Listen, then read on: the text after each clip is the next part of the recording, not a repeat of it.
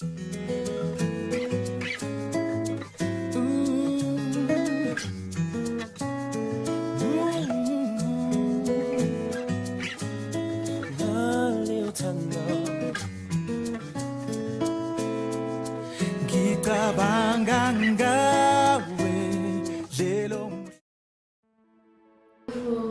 bonsoir à tous, dépendant de l'heure à laquelle vous allez me suivre. Je m'appelle Elise Dallo et je suis vraiment très heureuse d'être là avec vous et très heureuse aussi d'être une intervenante dans cette série Je suis. Et puis, en tout cas, j'ai vraiment été très bénie par tous les autres partages qui sont passés avant moi et j'espère aussi que je pourrai apporter une pierre de plus à ce thème et à ce qui est déjà dans vos cœurs. Donc le thème que moi je vais parler d'aujourd'hui, c'est je suis engagée et puis. Je suis engagée et puis. J'aimerais bien d'abord définir engagée. Quand je parle d'engagée, je ne parle pas d'engagée à l'église ou engagée dans les activités. Je parle de l'engagement ou l'engagement que l'on prend avec quelqu'un. Donc je parle des relations. Donc je suis engagée, je suis en relation et puis. Donc mon verset clé, c'est Proverbe 4, 23. Pour ceux qui me suivent souvent, ils savent que j'aime beaucoup Proverbe 4, 23, mais on va y revenir plus tard. Je suis engagée, puis ça révèle plusieurs questions, ça révèle plusieurs pensées. Les questions en fait, que j'aimerais que nous nous posons aujourd'hui, donc je suis engagée ou je suis en relation, et puis c'est vraiment je suis engagée, et puis. La première question que j'aimerais que nous nous posons, j'aimerais poser 3 questions. La première question que j'aimerais que nous nous posons, c'est dans l'engagement de la relation que tu as. La relation que tu as, est-ce que ça te rapproche de Dieu ou ça t'éloigne de Dieu? Nous aimons bien, en tout cas, nous sommes des jeunes filles et être en relation, c'est normal. À un certain âge, on est appelé à tomber amoureuse, être en relation avec quelqu'un. Mais pour vous qui êtes déjà dans une relation, est-ce que la relation dans laquelle tu te trouves, est-ce qu'elle te rapproche de Dieu ou bien elle t'éloigne de Dieu? Tu grandis spirituellement, tu régresses ou bien tu es statique, tu ne bouges plus? Parce qu'en tant que chrétienne et selon la pensée que Dieu a pour le mariage, normalement on est supposé venir ensemble pour monter. Donc quand il n'y a pas de croissance, il faut commencer déjà à se poser la question. Donc j'aimerais que tu te poses vraiment bien la question. Est-ce que la relation dans laquelle je suis, je grandis, je suis statique ou je régresse? Si tu es dans les deux cas, de soit tu régresses ou soit tu es statique, il faut déjà que tu saches que tu n'es pas dans une bonne position. La deuxième question que j'aimerais que nous nous posions, c'est tu es engagée, mais est-ce que tu es heureuse dans ta relation? Souvent, dans notre génération, on a tendance à vouloir se conformer un peu. On est dans des relations, pas parce que forcément on est trop amoureuse de la personne avec qui on est en relation ou parce qu'on sait que c'est la personne qu'on va épouser. Non, souvent on est dans des relations juste parce que ça nous fait du bien. Il y a certaines filles, pour elles, il faut qu'elles soient dans une relation pour qu'elles se définissent elles-mêmes. Donc sans relation ou sans être en couple avec quelqu'un, elle n'a pas de personnalité, elle n'est personne. Donc pour se sentir vivre, pour se sentir importante, il faut qu'elle soit dans une relation. Mais moi j'aimerais vous poser la question, si aujourd'hui on venait d'enlever cette relation, si aujourd'hui Dieu décidait que cette relation s'arrête, est-ce que tu vas te retrouver? Est-ce que tu te retrouveras dans ta personnalité? Est-ce que tu te retrouveras dans l'appel que Dieu t'a donné? Est-ce que tu te retrouveras en tant que personne? Si tu perds cette personne-là, est-ce que tu te perds toi-même? Parce que le piège d'entrer dans des relations comme ça, juste pour dire je suis en relation, pour avoir le titre juste je suis en relation, c'est que quand on n'est plus dans ces relations-là, on se perd. On n'a plus d'identité, on n'a plus de personnalité. Parce qu'on s'est laissé définir par la personne avec qui on était dans la relation, ou soit on s'est laissé définir par cette relation même. Donc si on doit revenir en arrière, la première question, est-ce que la relation dans laquelle tu es, est-ce que ça te rapproche de Dieu?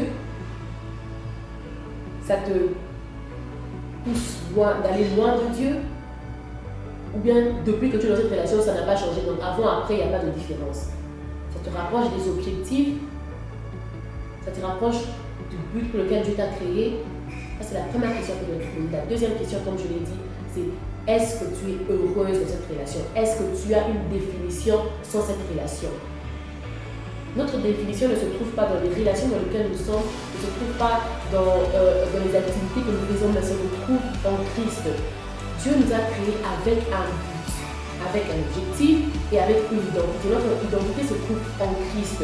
Donc si on doit t'enlever ta relation, si on doit t'enlever ton travail, si on doit t'enlever tes études, est-ce que te retrouverais? Est-ce que tu as une définition? Est-ce que tu as de l'essence? Est-ce que tu as du poids? C'est ça qui devrait que je te pose comme question.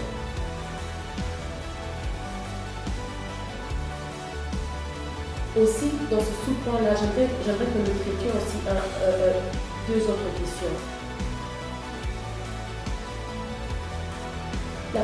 Comme j'ai dit, le premier cas de figure, c'est que souvent on est dans des relations juste parce qu'on a besoin que les relations nous définissent. Mais il y a aussi deux autres cas de figure. Des fois, on est dans des relations, on sait que ça ne va pas, on sent que ça ne va pas, on souffre de la relation, mais on reste dans la relation. Pourquoi? Parce qu'on se dit, j'avais déjà pris l'engagement dans cette relation, je suis chrétienne, je peux quitter, ou soit parce qu'on se dit, si je quitte cette relation, ou si je quitte ce gars, je n'aurai plus personne ne pourra m'aimer. Est-ce que je pourrais trouver quelqu'un d'autre? Déjà, j'aimerais nous dire quelque chose. Le mariage n'a pas été créé pour nous faire souffrir. L'intention primaire du mariage, c'est le bonheur. Si déjà tu es dans une relation, parce que quand je parle d'engager, c'est vrai que quand on dit engagé, on voit alliance, on voit quelque chose qui est déjà présenté dans la famille, tout ça, mais je sais aussi que des fois, il y a souvent des cas où ce n'est pas encore présenté dans les familles, mais vous êtes déjà ensemble. Donc vous êtes amis. L'amitié approfondie. Des fois, on se retrouve là, tu as un ami que tu n'as pas encore présenté à ta famille. Mais peu importe. Quand déjà vous êtes dans une relation ensemble, je prends déjà le tout. Donc quand je parle d'engager, ici je parle et d'engagement officiel et d'engagement officieuse. Donc les deux cas de figure sont valables. Mais comme je disais, on a tendance à se dire non, je ne peux pas quitter cette relation ici. Parce que, d'abord, si je quitte, soit si tu es engagé, déjà les parents savent, l'église savent, si on a cassé encore, ça va créer des problèmes. Donc, malgré que tu es en train de souffrir, ou malgré que tu sais que tu n'es pas dans une bonne relation, tu n'es pas là où tu es supposé être, tu restes là. Et ma chère, ça ce n'est pas une bonne chose. Parce que tu vas souffrir toute ta vie. Mieux vaut arrêter une relation maintenant que de briser un mariage. Maintenant que vous n'avez pas encore scellé le lien, que vous n'avez pas encore fait une alliance avec Dieu, mieux vaut s'arrêter maintenant. Parce que là, si tu sais que tu es en train de souffrir, ça ne va pas, mais que tu t'engages quand même sur ce chemin-là, tu vas souffrir à vie. On voit ça, on voit des exemples avec des mamans, des couples, ils ne sont pas heureux mais ils sont ensemble. Toutes ces choses qui arrivent, c'est aussi pour nous servir d'exemple. C'est pour que nous sachions voir et remarquer, non, eux ils ont fait ça, moi je ne ferai pas les mêmes erreurs que eux. Mais l'autre cas de figure aussi, c'est quand tu te dis non, est-ce que tu as trouvé, tu te disais je ne peux jamais trouver quelqu'un qui va m'aimer, et finalement tu trouves quelqu'un qui t'aime. Et tu es dans cette relation, mais tu n'es pas vraiment heureuse, mais tu te dis, c'est vrai que vous avez des moments de joie, des moments de bonheur, mais il y a les moments de peine et de tristesse sont plus grands que les moments de joie. Mais tu te dis, j'ai déjà trouvé, bon, je donne un exemple, j'ai déjà trouvé Jonathan. Si je quitte Jonathan, est-ce que quelqu'un pourra m'aimer? Il faut que c'est moi qui soit Jonathan, parce que lui m'a aimé, ça, je le quitte. Est-ce que quelqu'un doit me regarder? Est-ce que quelqu'un doit m'aimer? Donc, comme lui m'a déjà aimé, je reste là avec lui. Ah oui, est-ce que vraiment c'est normal que les filles réfléchissent comme ça? Mais oui. Mais oui. Il y a plusieurs d'entre nous qui sont dans des relations pas parce que nous sommes heureuses. C'est soit parce qu'on a peur de quitter. Parce qu'on a l'impression que si on quitte, on ne pourra jamais trouver quelqu'un d'autre qui va nous aimer. ou soit on se dit, il me fait souffrir, mais tu l'aimes tellement, malgré toute la souffrance qu'il te fait, tu l'aimes tellement, tu veux seulement t'accrocher à ça. Non, il va changer, il va changer. Va-t-il vraiment changer? C'est ça la question qu'il faut se poser. Le mariage, c'est une plus grande décision que juste de dire oui. Ce jour-là, à l'église. C'est plus grand que le oui que tu dis à l'église. Le mariage, c'est une aventure. Une aventure qui a beaucoup les intempéries aussi. Du bon moment et des moments aussi durs. Donc, il faut bien réfléchir avant de prendre cet engagement. Le mariage, c'est pas des blagues.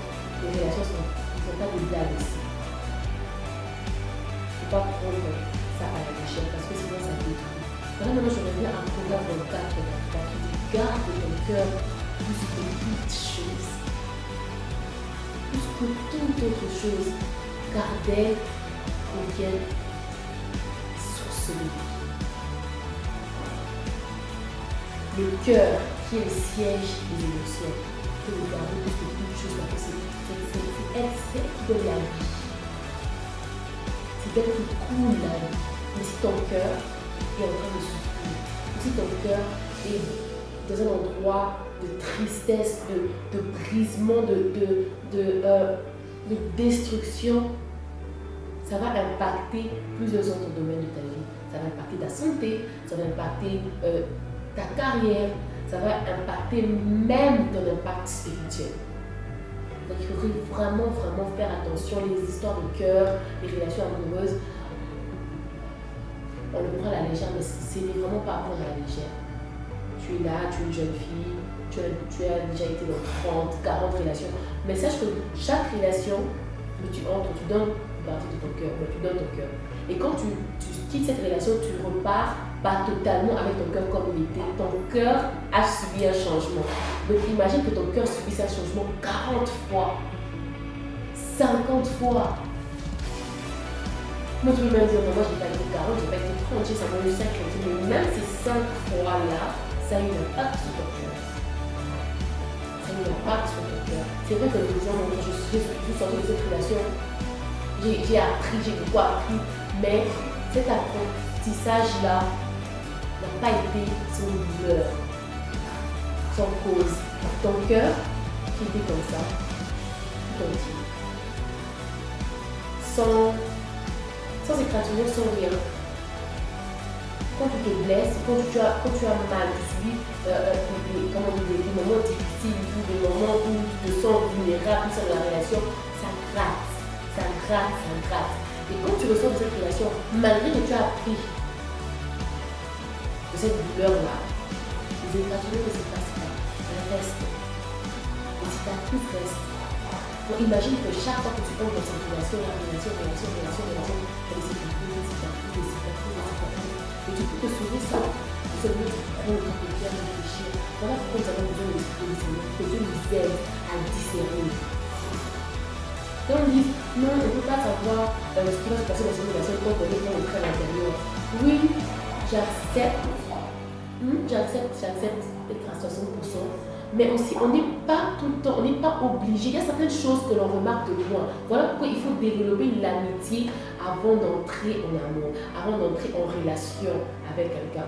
Parce que quand tu es ami avec quelqu'un, tu sais découvrir des choses que tu ne découvriras jamais si tu entres directement. En observant quelqu'un, en devenant ami avec la personne, il y a des choses que tu remarques. Et soyez vraiment très attentifs parce que les petites choses que tu remarques là ne sont pas au hasard. C'est ce qui est vraiment là, c'est ce qui est la personne vraiment. Donc nous avons vraiment besoin de l'esprit de discernement. Rapidement, je vais passer à la troisième question. Dans cette relation,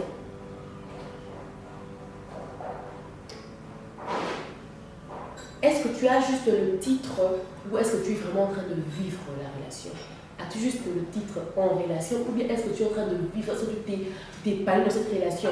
Et est-ce que tu travailles sur toi-même pour être une meilleure femme, pour être une meilleure fiancée, pour être une meilleure mère, pour être une meilleure travailleuse, tout ça. Est-ce que tu travailles sur toi-même? Parce que c'est bien de se dire, je suis en relation, je suis en relation, je suis en relation. Mais est-ce que tu travailles en toi-même aussi pour être un apport pour l'autre personne?